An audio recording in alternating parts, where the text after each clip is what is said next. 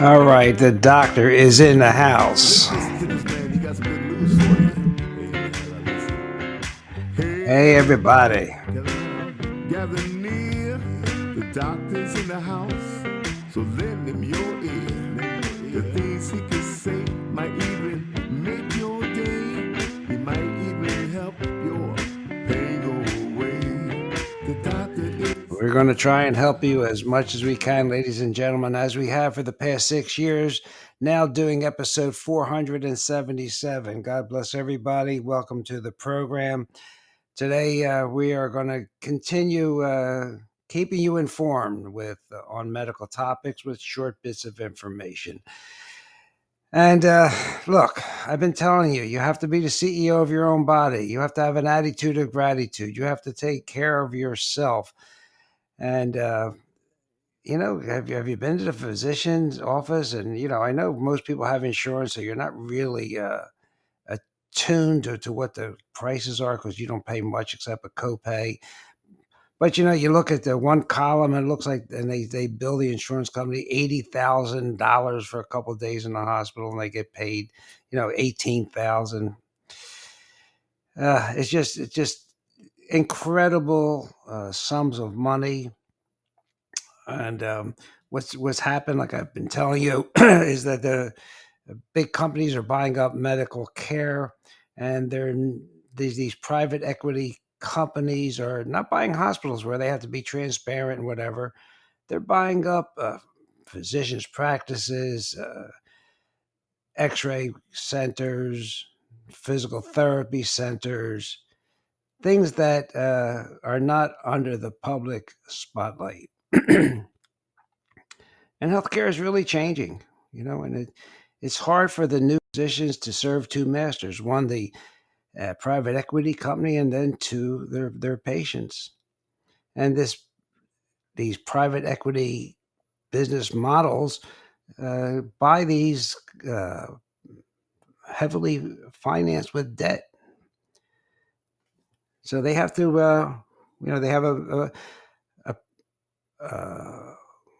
a program that they want to get out in 3 to 5 years, and they want to make 20 to 30% on their money. So they don't have a long-term outlook. They don't want your doctor in the hospital. They want to make sure the hospitalists take care of that. They actually control your doctor because 84% of doctors are now employed. But there are healthcare providers can spell the difference between life and death. And when you put money over patient safety, there are shocking lapses of safety in this complex, this medical industrial complex. Quote, the conflict between providers' obligations to provide the best care and private equity investors' insatiable appetite for maximized returns provides is clear. Quote, you can't serve two masters. Okay, so it's really important.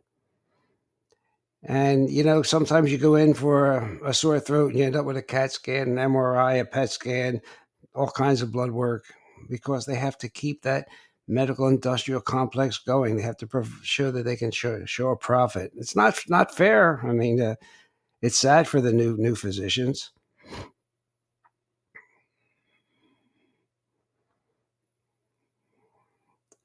So a lot of people think that these private equity acquisitions have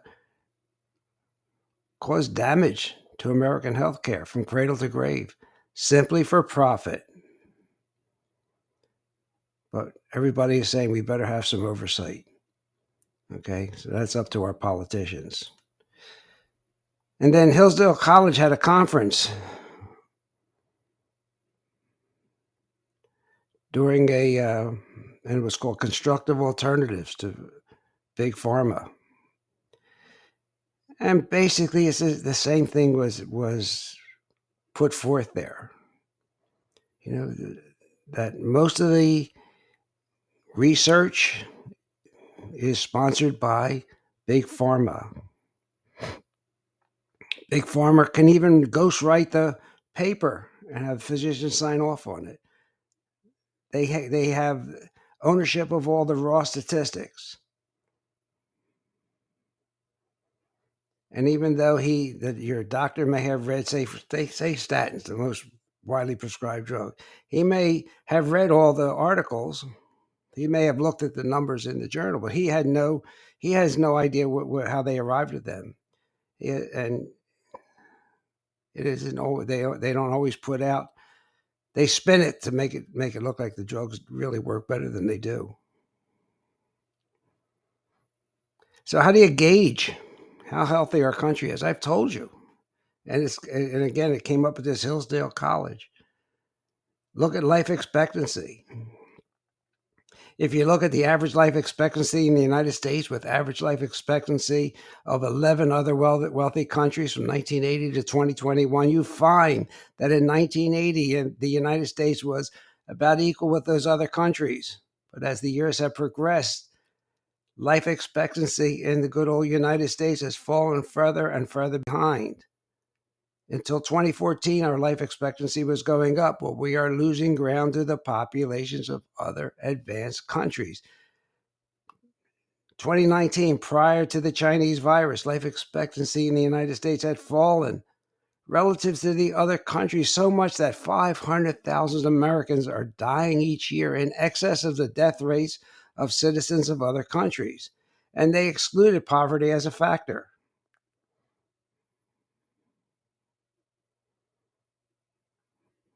Think about that. We spend the most, we get the worst. We have the worst outcomes of the other developed countries in areas such as infant and maternal mortality, colon cancer, childhood acute lymphocytic leukemia, and acute myocardial infarction. You combine this with the fact that in the United States, we're paying an enormous excess over those other countries. We spend an average of $12,914 a person on healthcare. Other countries, $6,125.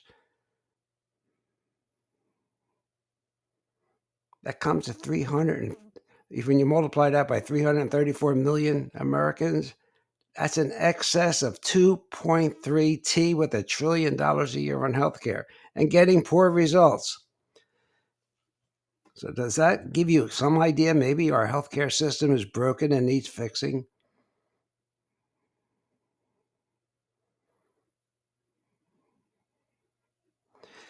The medical industrial complex, Big Pharma, has taken control over what doctors and the public accept as medical knowledge. Remember Fauci, I am science.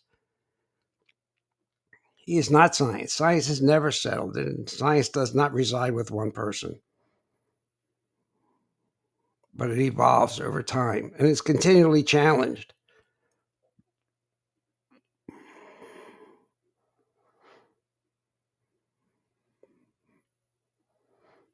So it comes down in one big area over what I just mentioned: who's sponsoring and controlling the medical research.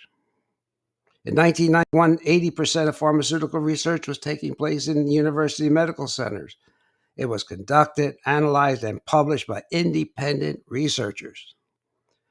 By 2004, only 26% of pharmaceutical industry research was taking place in universities. The other 74% was being done by for-profit research companies. They may hire medical centers to provide research help, but overall control of the research has moved from academic centers to the pharmaceutical industry. Even the New England Journal noted that 80% of clinical trial agreements allow drug companies to own the data produced by the research. And I can go on and on.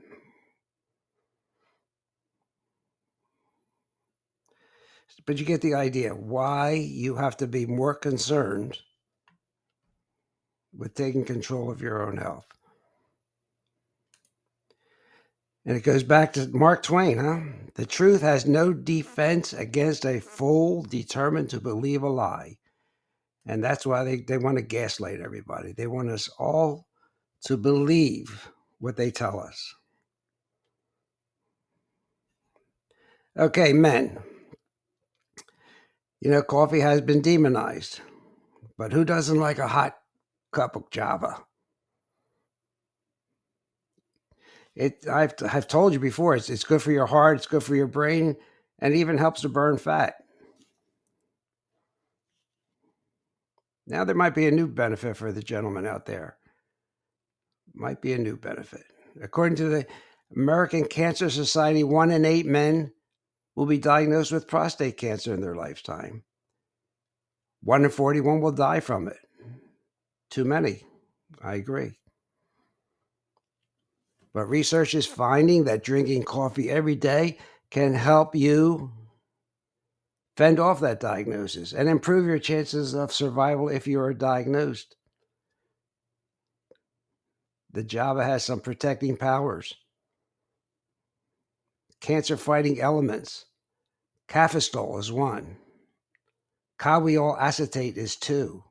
They're classified as hydrocarbons that have anti-inflammatory properties and anti-angiogenic bioactive compounds, which lab studies have found can prevent tumors from growing. It stops new blood vessels from getting into the tumor. So it stops these tumors from growing their own blood vessels, thus slowing the growth of the cancer. A recent study examined 16 studies on coffee and prostate cancer. It compared men who consumed 0 cups of coffee against guys who had 1 per day. Guess what? It found that simply adding 1 cup of coffee each day yielded a 1% decrease in the risk of prostate cancer over time. But as more coffee were added, 2 to 9, that's when the risk of the prostate cancer started to really plummet. 9% reduced overall risk of prostate cancer, 7% decrease in localized prostate cancer, 12% decrease in advanced prostate cancer, 16% decrease in fatal prostate cancer in men. And luckily for you people out there, drinking decaffeinated coffee had the same prostate protection as the regular stuff, the natural stuff. And if you're sensitive to caffeine, that is a great caveat. And that's really important, because if you don't want to drink caffeinated coffee all day, just remember, decaf has that same protective properties. If you need this study, drop me a line at docronradio@gmail.com. docronradio@gmail.com. Okay. That's one thing I wanted to talk to you about. And I'm not going to talk to you about it today, but I have talked to you in the past about low sodium diets are not really good, even with heart failure. We'll talk about drinking water and how important that is. I did come across an interesting piece of information. Pfizer spent close to $3 billion in advertising in 2022. Remember, we say they want to control everything, huh? They want to control everything. $3 billion. I'm not kidding. Okay, a few things about fish. Everybody wants to have their fish. They're demonizing meat. Here's the headline from the Environmental Working Group. Freshwater fish contain staggering amount of toxic PFAS chemicals. The scientists at the EWG found the consumption of just a single serving of freshwater fish per year could be equal to a month of drinking water laced with that forever chemical PFOS. Want me to say it? Okay. Perfluorooctane sulfonic acid. They calculated, these researchers, that eating 1 fish in a year equated to ingesting water with these forever chemicals at 48 parts per trillion. for 1 month. That's not the only thing in fish. These forever chemicals. EWG.org. You know, that PFOS was formerly an ingredient in 3M Scotchgard. So you're going to Scotchgard your insides.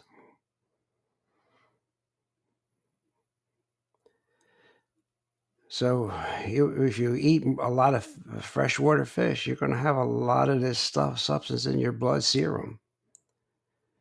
And, we know it's not good.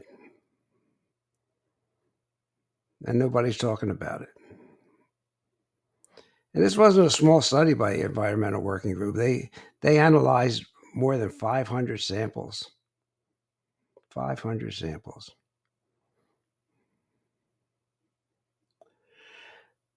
So, geez, it just gets me upset to talk about this stuff. And there are health risks, right? These forever chemicals are the most persistent compounds in existence. They contaminate even drinking water, food packaging, and personal care products. They build up in our bodies. Guess what? They never break down by themselves. They're even finding them now in the blood of newborn babies. And these very low doses of PFAS chemicals have been linked to the suppression of our immune systems, increased risk of certain cancers, increased cholesterol, reproductive and developmental problems, and other harms. Remember, we talked in the past about endocrine disrupting chemicals. Freshwater fish. From the Daily Mail, fish are testing positive for antidepressants, prostate medications, antibiotics, and pain relievers. Fish off the coast of Florida are testing positive for that. A slew of pharmaceutical products. Why? Because human wastewater made its way out into the sea. Researchers at Florida International University and the Bonefish and Tarpon Trust, based out of Miami, they study 2 types of fish in Biscayne Bay and the Florida Keys. They collected samples from bonefish and tarpon and had an average amount of 7 drugs in their systems, including antidepressants, blood pressure medications, prostate treatment medications, antibiotics, and pain relievers.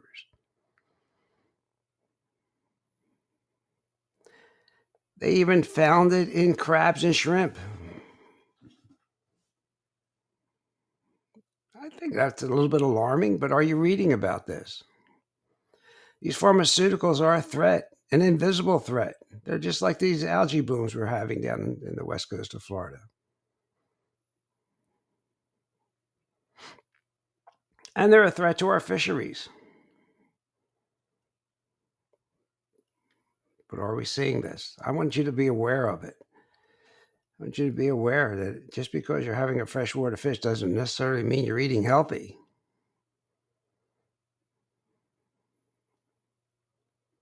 That just reminds us that there's over 5 billion prescriptions filled each year in the United States. How healthy are we? 5 billion prescriptions.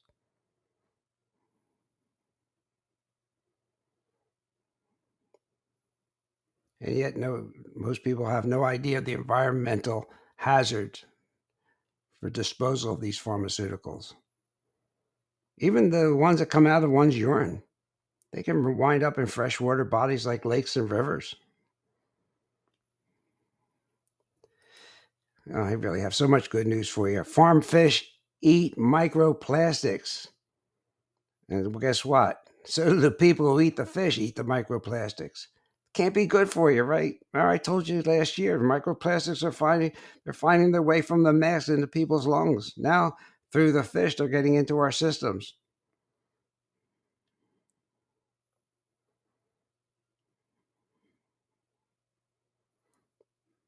Now, these farm fish are fed with fish meal. That's their main ingredient.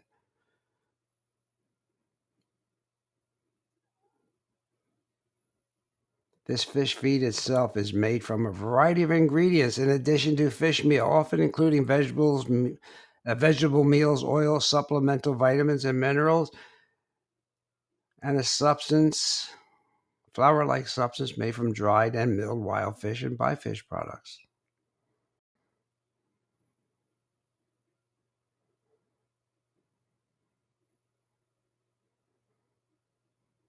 But there's a high level, according to experts, of microplastics in these products, and that's a big concern. And they're saying it isn't even possible to make plastic-free fish meal or fish feed. A marine biologist actually said that. And this was based on a study out of aquaculture. So plastics are all over, like Dustin Hoffman, huh? The ubiquity of plastics, ladies and gentlemen, basically guarantees that they will find their way into any fish product, including the feed given to farm fish. Again, I could go on and on, but nobody's going to listen. I know it. I've talked about farm fish. I won't even have it on my plate.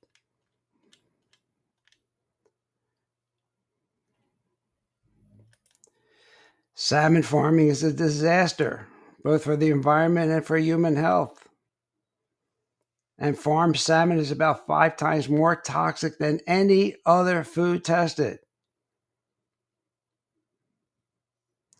If you study animal feeding, studies found that mice fed farmed salmon developed obesity and diabetes.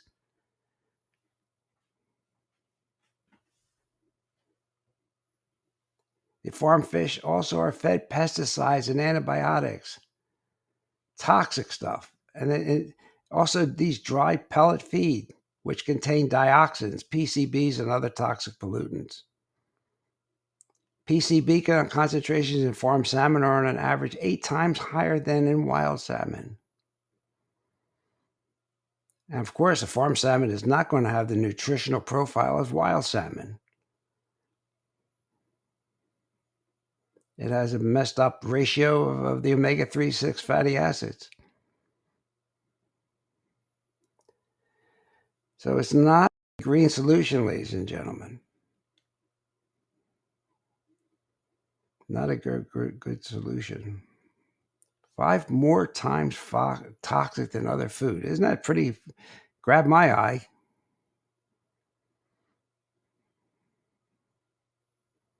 It comes back to the pellets in the feed, the fish feed. And I'm not going to get into all of it for you today because we're just going to have little bites here and there, so you know what's going on. And if you want more studies and you want me to back this up, just drop me an email at docronradio@gmail.com.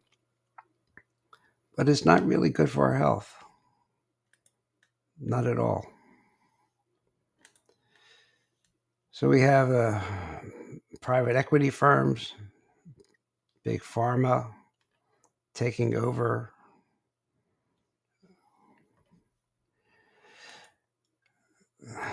Our medical profession, our great medical profession. We have doctors being employed, doctors not being very happy. So what do? Well, we have to take control of ourselves. We have to lead a healthy lifestyle. I've been telling you that, your genes don't determine how healthy you're going to be. You want to decrease your biological age by 3 years in 2 months? Well, in 2 short months, you can do it.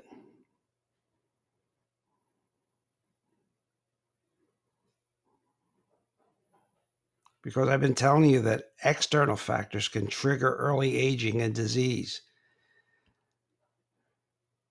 But lucky for us, another study found that diet and lifestyle behaviors can balance this process that is slow aging and add valuable years to your life. And guess what? None of these behaviors require you to go on a crash diet, go to the gym 3 times a day, have any surgery, or have any expensive anti-aging injections. It's as simple as eating more green vegetables, drinking green tea, sleeping at least 7 hours a night, and getting 30 minutes of physical activity each day. The real fountain of youth, you own it. You own it, ladies and gentlemen. Lifestyle changes. Okay, ladies and gentlemen, this is Dr. Ron, host of Dr. Ron Unfiltered, Uncensored, with your tips for the week. Hope you enjoy it. I'm here on Podbean, along with my good friend, Dr. William Wong, who made an interesting observation this week I should pass on. Someone asked him why he does not recommend multiple vitamins. And his short answer is that they have to have too many ingredients. None of the ingredients can be of sufficient strength to do any good. And he goes by an old German adage that if there's more than 5 ingredients in a vitamin, it's worthless because, again, you cannot get the doses you need to be effective. So we're here on Podbean. I'm on Spotify, Apple, iTunes, Google, iHeartRadio, TuneIn Radio. And the name of the podcast is Dr. Ron Unfiltered, Uncensored.